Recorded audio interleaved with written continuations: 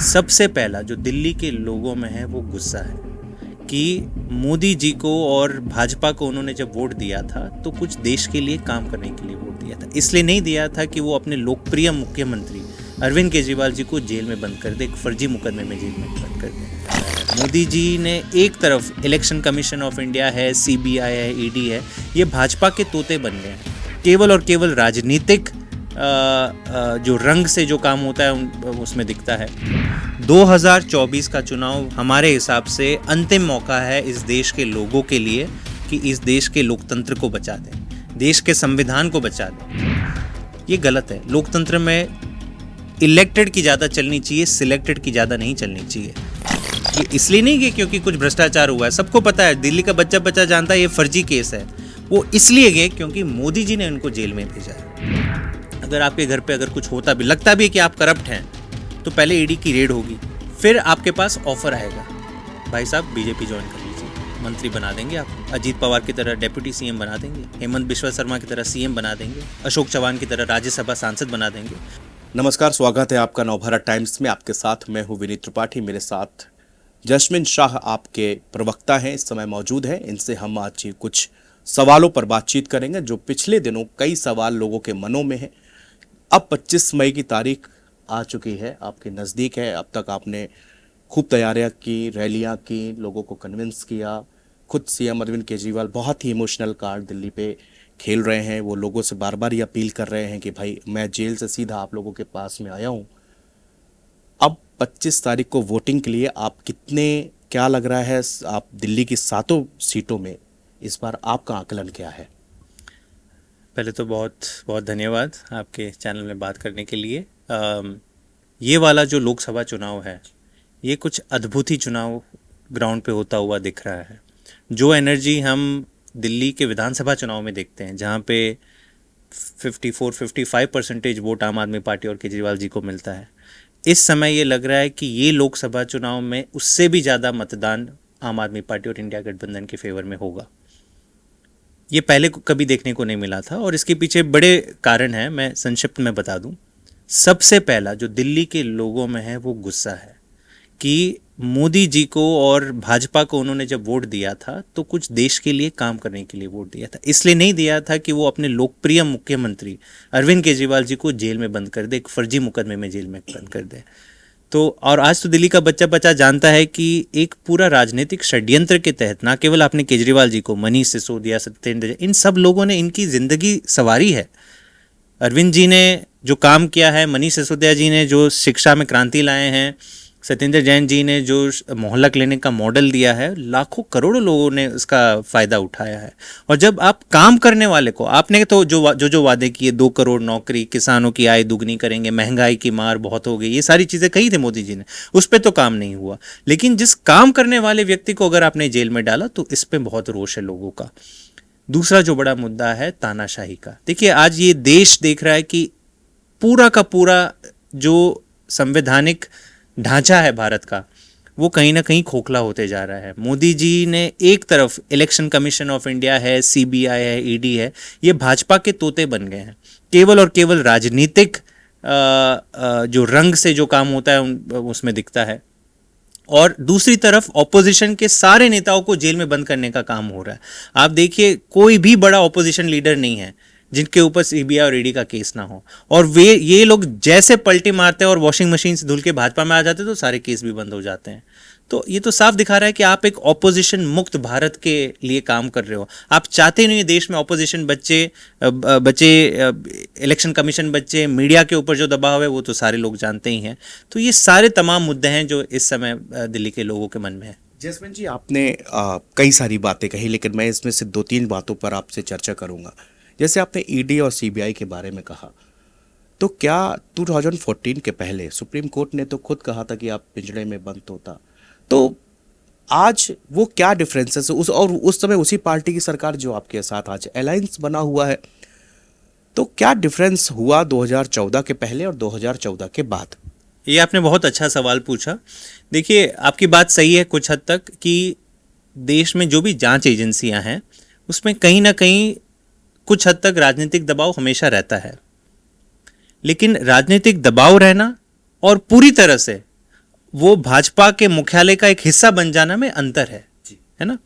और ये आंकड़े ये सच बयान करते हैं कि 2014 से पहले ईडी और सीबीआई ने जितने भी political cases of corruption investigate किए हैं उसमें 55% ऑपोजिशन के रहे हैं, लेकिन 45% केस सत्ता पक्ष के भी रहे हैं। तो ऐसा नहीं है कि सत्ता पक्ष के लोगों को पूरी छूट है कि आप देश भर में भ्रष्टाचार करो, आपसे कोई सवाल नहीं पूछा जाएगा। मोदी जी के राज में आप देखिए क्या हुआ। 2014 से 24 के बीच में 95% केस, जो भी राजनीतिक करप्शन के केस होते हैं ईडी और सीबीआई द्वारा इन्वेस्टिगेटेड, 95% केस केवल विपक्ष के ऊपर हो रहे हैं और भाजपा के और उनके सहयोगी दलों के केवल 5% हो रहा है। ये दुनिया में कभी नहीं हुआ कि देश की जांच एजेंसियां केवल और केवल ऑपोजिशन के पीछे। और अच्छा, केस भी ऐसे कैसे है आप देखिए। दिल्ली का कथित शराब घोटाला एग्जाम्पल नंबर 1 है कि कैसा दुरुपयोग किया जा रहा है। एक ये ऐसा फर्जी घोटाला है जिसमें 2 साल से जांच चल रही है, 500 से ज्यादा रेड हो चुकी है, एक चवन्नी तक की रिकवरी नहीं हुई, 1 रुपया अब तक रिकवर नहीं हुआ, लेकिन आपने आम आदमी पार्टी के 4 बड़े नेताओं को जेल में डाल दिया। रिकवरी कहाँ से हो, वो तो पैसा आप लोगों ने खर्च कर दिया ना, चुनाव में ईडी कह रहे मैं हैं। आपको कहता हूं आपने 100 करोड़ पैसा खर्च कर दिया और मैं आपको जेल में डाल दूं, कबूल है? देखिए, आप जो कानून है वो एविडेंस मांगता है। या तो आपने पैसा कहीं पे खर्च किया, या जमीन जायदाद कोई प्रॉपर्टी होती है, कोई एसेट्स होते हैं, कई तरीके होते हैं ऐसे केसेस में इन्वेस्टिगेशन के, लेकिन आपने 500 रेड के बाद आपके पास 1 रुपया भी नहीं मिला, 100 करोड़ का 1 करोड़ भी नहीं मिला, 10 लाख भी नहीं मिले, तो सवाल तो पैदा होंगे ना कि काम आपका है, जांच एजेंसी का है। और अच्छा, ये नहीं है कि आपने जांच खत्म करी, आपने आरोप सिद्ध किए और फिर जेल में डाला। आप ये देखिए कि क्या मतलब किस हिसाब से ये पूरा का पूरा एक मजाक बन गया है। 2 साल से जांच चल रही है, रिकवर 1 भी रुपया नहीं हुआ, मुकदमा शुरू भी नहीं हुआ, लेकिन महीनों से और सालों से आम आदमी पार्टी के नेताओं को जेल में डाल दिया। और यही काम ये पहली बार ऐसा नहीं हो कि दुनिया में पहली बार हो रहा है। रशिया में पुतिन ने यही काम किया है, विपक्ष के सारे नेताओं को या तो जेल में डाल दिया, एक इनके जो बड़े नेता थे उनको तो मरवा दिया फरवरी के महीने में। विपक्ष के कुछ नेता कह रहे हैं कि भारत में भी पुतिन जैसा, जिस तरह वहां पे इलेक्शन सिर्फ नाम का होता है, भी यहाँ भी बस वैसे ही हाल होगा जो रशिया में होगा। ये बहुत गंभीर बात है जो आपने कही। हमें जो लगता है कि 10 साल में जितना नुकसान भारत के लोकतंत्र को हुआ है वो बहुत गहरा नुकसान हुआ है। 2024 का चुनाव हमारे हिसाब से अंतिम मौका है इस देश के लोगों के लिए कि इस देश के लोकतंत्र को बचा दें, देश के संविधान को बचा दें। ये लोग किसी के नहीं है, इनको केवल और केवल सत्ता की भूख है। सत्ता के लिए इन्होंने सुप्रीम कोर्ट के आदेशों को पलटा है, इन्होंने इलेक्शन कमीशन को पूरी तरह से कब्जा कर दिया है, ईडी सीबीआई मतलब सारी चीजों ने एक देश में एक तरफा कर दी है। अगर इस चुनाव में इंडिया गठबंधन और विपक्ष नहीं जीतता है तो पूरी तरह से तानाशाही की तरफ भारत बढ़ता जा रहा है। जसमीन जी, हमेशा से हम लोग सुनते आ रहे हैं, हम तो उत्तर प्रदेश के रहने वाले हैं, दिल्ली आए काम के सिलसिले में, पढ़ाई के सिलसिले में, लेकिन जब से जाना एक चीज़ हमेशा सुनाई देती रही कि साहब हम तो सीएम और एलजी की लड़ाई में बीच में फंस गए हैं। दिल्ली वालों का बुरा हाल है, वो चिल्लाते रहते हैं क्या कि अगर फाइल को जाना उन्होंने कहा कि एलजी साहब करेंगे, और एलजी साहब के पास जाओ कहा सीएम साहब के, उनका क्या दोष है, वो लोग तो यहाँ के रहने वाले हैं। और हमेशा से हमने सुना पूर्ण राज पूर्ण राज पूर्ण राज की मांग। कैसे आप लोग अगर पावर में आते तो इसको पूरा करेंगे? देखिए, पूर्ण राज का मुद्दा मेरे ख्याल से दिल्ली के विकास के लिए सबसे महत्वपूर्ण मुद्दा है। आज पूर्ण राज्य ना होने की वजह से दिल्ली के लोगों को 2 बड़ी दिक्कतें झेलनी पड़ती है। एक, उनके ऊपर वाइसरॉय नाम का एक व्यक्ति, एलजी, आज की भाषा है लेफ्टिनेंट गवर्नर, ब्रिटिश राज में उसे वाइसरॉय कहते थे, कि आप चुनकर किसे भी भेजें लेकिन डिसीजन लेगा वाइसरॉय, आपका ऊपर बैठे हुआ जो सुल्तान है वहाँ पे। ये गलत है। लोकतंत्र में इलेक्टेड की ज़्यादा चलनी चाहिए, सिलेक्टेड की ज़्यादा नहीं चलनी चाहिए। लेकिन क्योंकि आज हम पूर्ण राज्य नहीं है, इसलिए चुने हुए मुख्यमंत्री अगर सरकारी स्कूल भी बनाना चाहता है शानदार, एलजी रोक लेता है। मोहल्ला क्लिनिक में दवाई पहुंचाना चाहता है, रोक देता है। महिलाओं के लिए फ्री बस यात्रा रोकने की कोशिश की जाती है, मुफ्त बिजली की व्यवस्था रोकने की कोशिश की जाती है। दूसरा जो एक बड़ा मुद्दा दिल्ली के लोगों के लिए वो है कानून व्यवस्था, लॉ एंड ऑर्डर। दिल्ली क्योंकि पूर्ण राज्य नहीं है, दिल्ली पुलिस मुख्यमंत्री को नहीं रिपोर्ट करती, वो केंद्र की सरकार को और गृह मंत्री को रिपोर्ट करती। तो आप खुद समझिए, अगर आप दिल्ली में रहते हैं, आपके अगल बगल में कुछ बड़ी चोरी की वारदात हो जाती है या लेट से कोई हत्या या कुछ हो जाती है, तो आप कहाँ जाएंगे? किस मंत्री के पास जाएंगे? किस चुने हुए रिप्रेजेंटेटिव के पास जाएंगे? क्या अमित शाह जी आपसे मिलेंगे? यही कारण है कि दिल्ली पुलिस बेलगाम, जो क्राइम आज बेलगाम बढ़ते जा रहा है, दिल्ली पुलिस की कोई जवाबदेही नहीं है। हम चाहते हैं कि जिस हिसाब से, देखिए दिल्ली के लोगों ने अरविंद केजरीवाल जी को क्या जिम्मेदारी दी थी? शिक्षा ठीक कीजिए, स्वास्थ्य ठीक कीजिए, बिजली पानी ठीक कीजिए। शानदार काम किया हमने, एक से एक बढ़कर काम किए। लेकिन जहां जहां मुद्दा एलजी का आ जाता है या केंद्र सरकार का आ जाता है, काम ही नहीं होते यहां पे। तो इसका, और ये पूर्ण राज्य वाली बात केवल हम नहीं कह रहे हैं, भाजपा के तमाम जितने मैनिफेस्टो हैं 2014 के पहले उठा के देख लीजिए, पूर्ण राज्य की बात करते हैं। लेकिन जब से केजरीवाल सरकार यहां पे दिल्ली में आ गई है, वो कहते हैं कि दिल्ली के लोग मरे सड़े, उनकी जिंदगी बर्बाद हो, हमें उससे कोई मतलब नहीं है, केजरीवाल को काम नहीं करने देंगे। ये मेरे ख्याल से बहुत ही गंदी तुच्छ लेवल की राजनीति है। केजरीवाल जी, मैं कई जगह उनको कवर करने पे गया हूँ पिछले दिनों, और जिस अंदाज में वो लोगों से मिल रहे हैं इस समय, तो मैं देखो साउथ दिल्ली में वो 10-10, 15-15 की गाड़ी के अंदर से ही लोगों से मुखातिब होते हैं, फिर दूसरी तीसरी चौथी जनसभा में कर रहे हैं। वो सबसे कह रहे हैं कि भाई साहब आप हमको वोट देंगे तो हम जेल नहीं जाएंगे। ये समझ में नहीं आता ये बात, मतलब कि इसमें लोगों के वोट से और जेल जाने से कनेक्शन क्या है भाई? 2 जून को तो आपको जाना है, अब वो बुलाया गया आपको, वापस जाएंगे आप बेल पे हैं। लेकिन ये कैसी अपील जो है जनता से की जा रही है? ये बिल्कुल सही और बिल्कुल सटीक अपील है। देखिए इसका ये सवाल हमने पूछना चाहिए कि केजरीवाल जी जेल के अंदर गए ही क्यों? ये इसलिए नहीं कि क्योंकि कुछ भ्रष्टाचार हुआ है, सबको पता है, दिल्ली का बच्चा बच्चा जानता है ये फर्जी केस है। वो इसलिए गए क्योंकि मोदी जी ने उनको जेल में भेजा है। मोदी जी ने अपने ईडी और सीबीआई के द्वारा पीएमएलए का केस लगाया। कोई तथ्य नहीं है, कोई पैसा नहीं है, कोई रिकवरी नहीं है, लेकिन पीएमएलए कानून ही ऐसा है कि आप जेल में डालो, वो व्यक्ति सालों साल बेल के चक्कर में लड़ता रहे, मरता रहे, कोई पूछने वाला नहीं है, लेकिन आप जेल के अंदर उसे रख सकते हो। तो अगर मोदी नहीं और इंडिया गठबंधन की सरकार बनती है, तो इस तरह से राजनीतिक रंग से जो आप केस लगाते हो, आप विपक्षी नेताओं को, जैसे रशिया में और बांग्लादेश में ये सारी चीज़ें चल रही हैं, मुझे लग रहा है कहीं ना कहीं भाजपा और मोदी जी वहीं से सीख ले रहे हैं कि पूरे के पूरे विपक्ष को हमें जेल में डालना है। और इसलिए अगर नहीं कहूँगा, मैं कहूँ, मुझे पूरा यकीन है कि 4 जून को इंडिया गठबंधन की ही सरकार बनने जा रही है। तो जब ये होगा, तब ईडी और सीबीआई से ये जो दबाव है कि आप भाजपा का एक भोपू बनकर काम करें, वो दबाव नहीं डाला जाएगा। वो निष्पक्ष काम करेगी, और जो वाकई में जहां जहां करप्शन हुआ है, या फिर टेररिस्ट या ड्रग स्मगलर्स जिसके लिए पीएमएलए का कानून बनाया गया था, उसके ऊपर जांच होगी। ये फर्जी मुकदमों में नहीं होगी। तो ये पूरा केस ही ध्वस्त हो जाएगा और केजरीवाल जी बाहर आएंगे। लेकिन देखिए, झारखंड में जिस तरह कई अधिकारियों के यहाँ और नेताओं के यहाँ छापेमारी हुई, आपने भी देखा होगा टेलीविजन में, नोट की गड्डियाँ निकली, वो भी ईडी ने ही कार्रवाई की, तो उसमें तो पैसा बरामद हुआ दिख रहा है। हम मानते हैं कि जैसे आपने ईडी और सीबीआई की बात की, पीएमएलए की बात की, तो जो 2019 के बाद में ईडी को जो ताकत दी गई जी, उसके पहले तो ईडी के पास में ताकत नहीं थी, लेकिन संशोधन करके ये ताकत उनको दी गई। तो आप लोग का कहना ये है कि इंडिया गठबंधन अगर पावर में आता है तो ईडी से ये ताकत छीनी जाएगी? नहीं, 2019 में ईडी को क्या ताकत मिली, मैं आपसे पूछना चाह रहा हूँ। कि जिस तरह गिरफ्तारियां हुई, छापे मारने की आज़ादी, आप कहीं भी जा सकते हैं, रेड कर सकते हैं, लेकिन पहले ईडी को बताना पड़ता था उस स्टेट में। ये गलत है, गलत है। 2019 में जो संशोधन हुआ कानून में, उससे पहले सारी ताकत थी ईडी के पास अपना काम करने की, रेड करने की, पैसा बरामद करने की। एक ताकत जो मोदी जी ने 2019 में ईडी को दी कि आप एक्यूजेशन लगाइए, आप केस दर्ज कीजिए और तुरंत उस व्यक्ति को जेल में डाल दीजिए, और फिर उस व्यक्ति को बेल मिलेगी ही नहीं। जो सबसे बड़ा संशोधन था सेक्शन 45 में, कि उस व्यक्ति को बेल मिलना नामुमकिन है तब तक जब तक केस खत्म नहीं हो जाता, ट्रायल मुकदमा खत्म नहीं हो जाता। देश में तो 10-20 साल लग जाते हैं पूरा मुकदमा क्लोज होते हुए। तो ये जब सबसे बड़ी ताकत जो मिली, वो विपक्षी नेताओं को प्रताड़ित करने की ताकत मिली। अपने काम को ज़्यादा बेहतर तरीके से करने की तो ताकत हमेशा थी ईडी के पास। और जहाँ की, देखिए, मुद्दों का बात है कि जहाँ पे करप्शन हुआ है, पैसे बरामद हुए हैं, तथ्य बरामद, अब पूरी छूट है। मैं तो कह रहा हूँ कि 3 महीने के अंदर ऐसे केस क्लोज कीजिए। अगर आपके घर पे 10 करोड़ रुपए मिलते हैं, आप 3 महीने भी क्यों अंडर ट्रायल, आप पूरा इन्वेस्टिगेशन क्लोज कीजिए।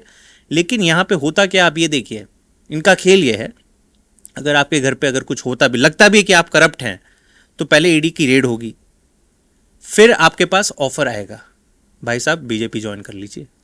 मंत्री बना देंगे आपको, अजीत पवार की तरह डेप्यूटी सीएम बना देंगे, हेमंत बिश्वा शर्मा की तरह सीएम बना देंगे, अशोक चौहान की तरह राज्यसभा सांसद बना देंगे। तो ये सारे भ्रष्टाचारी ईडी और सीबीआई जो वॉशिंग मशीन है भाजपा का, उसका एक अंग बन गया है कि अगर जो भ्रष्टाचारी है, आज किसी को भी जेल नहीं हो रही। आप देखिए ईडी सीबीआई का कोई कन्विक्शन ही नहीं होता है। जो भ्रष्टाचारी है वो भाजपा में आ जाता है, जो साफ लोग हैं, जो ईमानदार लोग हैं, उनको आप प्रताड़ित करते हो, उनको बेल नहीं मिलती तो वो जेल में सड़ते हैं, लेकिन आरोप किसी के ऊपर सिद्ध नहीं होते हैं। इसलिए हम कह रहे हैं कि ये कानून का मजाक बनाया जा रहा है, पूरी की पूरी राजनीतिक साजिश के जरिए इसका काम किया जा रहा है। केजरीवाल जी 10 गारंटी की बात कर रहे हैं, वो गारंटी क्या क्या है और वो कैसे आप इम्प्लीमेंट करेंगे? खास तौर से अगर मैं बात करूं तो महिलाओं को जो 1-1 हज़ार रुपये देने की बात कही गई है, तो वो किस तरह, और अगर इंडिया अलायंस अगर 4 जून को जैसे आप लोग कह रहे हैं, दावा कर रहे हैं, अगर वो रिजल्ट में तब्दील होते तो उसके लिए आपके पास क्या ब्लूप्रिंट है? देखिए, केजरीवाल जी की गारंटी एक अपने आप में एक ब्रांड है।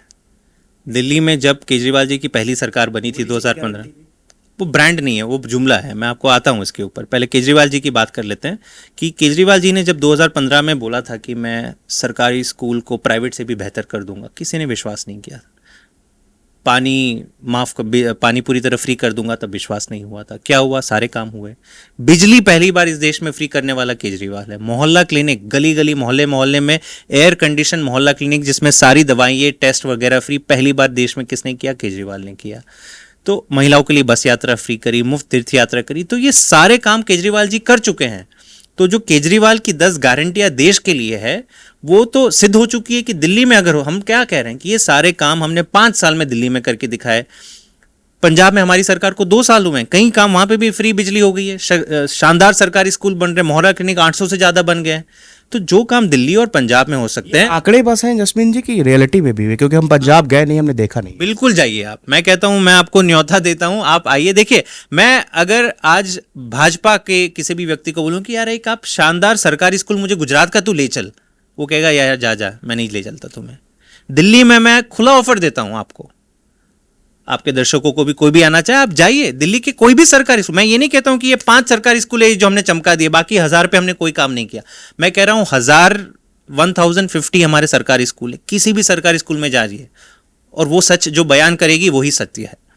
मोहल्ला क्लिनिक दिल्ली में 550 है, पंजाब में 850 है। कोई सा भी मोहल्ला क्लिनिक, मैं कह रहा हूं दावे के साथ, डंके की चोट पे कह रहा हूं, कोई सा भी मोहल्ला क्लिनिक जाइए और वहां पे अगर दवाई नहीं मिल रही हो, डॉक्टर ना हो, टेस्ट मुफ्त ना हो, तो मुझे बताइए आप। ये कॉन्फिडेंस है, हमने काम किया है, हम काम के आधार पे वोट मांगते हैं।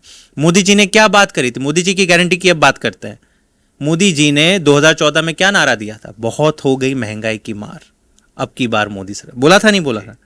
इस पूरे चुनाव में मोदी जी के मुंह से महंगाई का म नहीं निकलता, वो बोलते ही नहीं है। बात म जब निकलता है तो मंगलसूत्र का म निकलता है। अजीब हो गया। ये महंगाई मंगलसूत्र पे कब जाके टिक गई? तो आपने कोई काम नहीं किया। आपने काम किसानों की आय दुगनी करेंगे, नहीं हुई। बुलेट ट्रेन की बात करी थी, नहीं हुई। भारत को स्वच्छ बना देंगे, नहीं हुई। तो कोई काम ही नहीं किया है। जब स्वच्छता तो हुई है, आपने रेलवे स्टेशनों में देखा होगा, तो अब आपको लगता होगा कि इस बार स्वच्छता, देखिए, जो वादा किया था कि दिल्ली क्या देश को 2000, उन्होंने कहा था 5 साल के अंदर 2019 तक स्वच्छ भारत बना देंगे, हर घर में शौचालय होगा, ये सारी चीज होगी। मैंने 2022 या 23 का आंकड़ा देखा है सरकारी एनएसएसओ के सर्वे का कि 35% रूरल घरों में अभी भी शौचालय नहीं है। तो देखिए, दावे बहुत बड़े होते हैं इस सरकार में। रियलिटी ये उज्ज्वला योजना की बात करते हैं कि हम घर घर एक गैस सिलेंडर और कनेक्शन दे दिया आपने, चलो कुछ 10 करोड़ महिलाओं को। पता चलता है कि 9 करोड़ महिलाओं ने तो रिफिल ही नहीं किया। क्यों? क्योंकि 400 का सिलेंडर आपने 1200 का कर दिया। ये तो बड़ी, मतलब आप देख लीजिए कि जो 400 का सिलेंडर 10 साल के अंदर 300 गुना बढ़ा दिया, तो अब ये 1200 का सिलेंडर अगर और 10 साल दे मोदी जी को, तो ये और 300 गुना 3600 रुपए हो जाएगा। तो महंगाई पे आज बात ही नहीं कर रहा। आज आम आदमी का घर चलाना मुश्किल हो गया है। बच्चों के वो कैसे पालेगा उसे? स्कूल की फीस कैसे देंगे? दवाई का खर्चा कैसे देंगे? दिल्ली के लोग तो दे सकते हैं क्योंकि यहाँ पे सरकारी स्कूल और ये मोहल्ला क्लिनिक फ्री है, लेकिन देश में तो ऐसा कुछ नहीं है। बिजली भी महंगी से महंगी मिलती जा रही है। लेकिन आप दुनिया की तीसरी सबसे बड़ी अर्थव्यवस्था भी तो बनने जा रहे हैं, इस बात की भी तो आपको खुशी होगी, आप भी देश के नागरिक हैं। क्या आप आपका क्या फायदा हुआ मुझे बताइए? अगर अडानी और अंबानी अमीर हो जाते हैं, देखिए, जब अर्थव्यवस्था की बात होती है ना, तो बात होनी चाहिए आम नागरिक के आय की, पर कैपिटा इनकम की, है ना।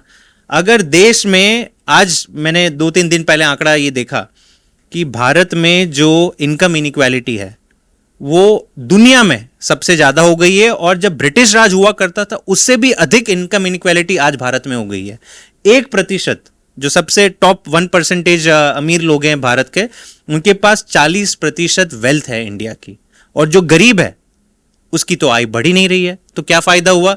अगर अब अडानी और अंबानी अमीर होते जा रहे हैं और भारत की अर्थव्यवस्था बढ़ रही है, तो इस अर्थव्यवस्था के बढ़ने का क्या फायदा? मेरे ख्याल से इसका नुकसान ही नुकसान है। आम आदमी को ना रोजगार मिल रहा है, ना महंगाई से कुछ उसे मिल रहा है, महंगाई का कुछ समाधान नहीं है, और आय तो बढ़ी नहीं रही है। तो मेरे ख्याल से आज ये सारे मुद्दे अहम हो जाते हैं। मोदी जी को 10 साल लोगों ने बहुत समय दिया। देखिए, मोदी जी जब आए थे तो एक बहुत होप लेके आए थे। देश के लोगों ने, दिल्ली के लोगों ने भी वोट दिया था, देश के लोगों ने भी। लेकिन 10 साल के बाद अगर आपने एक चीज पे भी काम नहीं किया, और अगर आप घूमते फिर रहे हो लोगों को गाली देते हुए, कभी कुछ कहते हैं, पता है कल अमित शाह जी ने क्या कहा था 2 दिन पहले? वो कह रहे हैं कि आम आदमी पार्टी को वोट देने वाला हर व्यक्ति पाकिस्तानी है।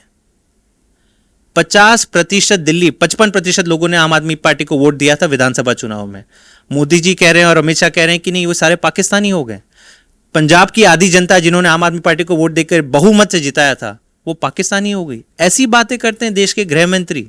शर्म आती है मुझे, मेरे ख्याल से इन चीज़ों पर। जैस्मिन जी, बहुत सारी बातें अभी भी करने को मेरे पास एक सवाल और भी है। आप समय हो तो मैं एक सवाल आपसे और आखिरी करता हूँ। स्वाति मालीवाल वाला मसला क्या लगता है आपको? किस तरह से आप लोग वुमेन सिक्योरिटी की बात करते हैं, लेकिन जिस तरह से आरोप आपके ऊपर लगाए गए, क्या कितनी सत्यता है उन आरोपों पर, और क्या कहेंगे आप? देखिए, ये घटना 13 मई को सुबह कहते हैं हुई, अलीज्ड असॉल्ट जो बात हो रही है, और उसके 3 या 4 दिन बाद, क्योंकि तब मल्टीपल वर्जन से कि क्या हुआ क्या नहीं हुआ, लेकिन उसके 3 या 4 दिन बाद जो वीडियो क्लिप्स आते हैं उसी कमरे में, उस इंसिडेंट के बाद, जहाँ पे साफ दिख रहा है कि स्वाति मालीवाल जी डांट रही हैं दिल्ली पुलिस के जवानों को, धमका रही हैं कि मैं तुम्हारी नौकरी खा जाऊंगी, अब तमाशा होगा। मेरे ख्याल से जब से ये वीडियो क्लिप्स बाहर आए हैं तो काफ़ी हद तक ये दिख रहा है कि कहीं ना कहीं बहुत ही गलत तरीके से इस चीज़ों को फैलाया जा रहा है। आम आदमी पार्टी को षड्यंत्र के तहत फंसाया जा रहा है, और अगर कुछ ऐसा हुआ होता तो तभी की तभी एफआईआर हो जाती, मेडिकल रिपोर्ट आ जाती। 4 दिन तक इसमें स्वाति मालीवाल जी चुप रहती हैं, और उसके बाद सडनली कहती हैं कि ऐसा हुआ वैसा हुआ। तो हम इस स्टेज पे, क्योंकि ये मैटर अंडर इन्वेस्टिगेशन है, हम केवल यही चाहते हैं कि निष्पक्ष जांच हो, स्वाति मालीवाल जी के फ़ोन की भी जांच हो कि कौन कौन से भाजपा नेता ने उन्हें कॉल किया था, क्या पट्टी पढ़ाई थी, क्यों क्या हुआ था। क्योंकि कहीं ना कहीं राजनीतिक दबाव में हमें लग रहा है ये सारा कॉन्स्पिरेसी की गई है, और ये भाजपा की पुरानी चाल है। जब जब चुनाव आते हैं तो उल जलूल चीज़ों को ये चुनाव के सेंटर में लाते हैं लोग। जैसे मैंने कहा, बेरोजगारी की बात नहीं हो रही है आज देश में, महंगाई की बात नहीं हो रही है, बात हो रही है मंगलसूत्र की, बात हो रही है पाकिस्तान की, बात हो रही है स्वाति मालीवाल की, बात होती है कि नहीं आम आदमी पार्टी की फॉरेन फंडिंग होती है। और ये हर 2 साल यही घिसे पीटे आरोप भाजपा लगाती है। क्यों? क्योंकि उनके पास आम आदमी पार्टी के कामों का जवाब नहीं है। जब हम मोहल्ला क्लिनिक बोलते हैं वो चुप हो जाते हैं, जब हम स्कूल बोलते हैं वो चुप हो जाते हैं। तो कहीं ना कहीं ये सत्य दिखाता है कि लोगों के लिए कौन राजनीति कर रहा है, और अपनी राजनीतिक रोटियां सेकने के लिए कौन काम कर रहा है। बहुत बहुत शुक्रिया नवभारत टाइम्स के साथ में जैस्मिन जी, आपने समय दिया, काफ़ी सारे सवालों के यहाँ पर जवाब दिए। अब हम उम्मीद करते हैं कि 4 जून के बाद एक बार फिर हम आपसे इसी तरह मुखातिब हुए, आपसे तमाम फिर बातें हों, और फिर जो इलेक्शन में आपने क्या कहा और जो आप लोगों ने दावे किए उस पर भी हम लोग आपसे मिलते जुलते रहें। Thank you so much.